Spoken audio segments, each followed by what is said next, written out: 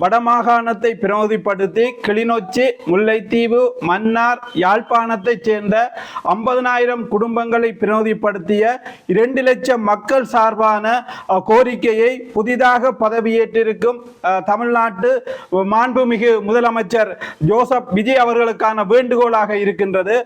குறிப்பாக வடக்கு மாகாண கடற்தொழிலாளர்கள் தமிழ்நாட்டிலே இருக்கின்ற ராமேஸ்வரம், காரைக்கால், தொண்டி, நாகப்பட்டினம் போன்ற பிரதேசங்களிலே இருந்து சட்டவிரோத இழுவமடி தொழிலை எமது கடற்பகுதியிலே வந்து தொடர்ந்து தொழில் செய்து வருவதனால் எங்களுடைய வாழ்வாதாரமும் அளிக்கப்பட்டு தொழிலும் சேதமாக்கப்பட்டு வலை உபகரணங்களும் சேதமாக்கப்பட்டு நாங்கள் வாழ முடியாத ஒரு இக்கட்டான நிலையிலே தமிழ்நாட்டு மீனவர்களால் நாங்கள் பாதிக்கப்பட்டிருக்கின்றோம்.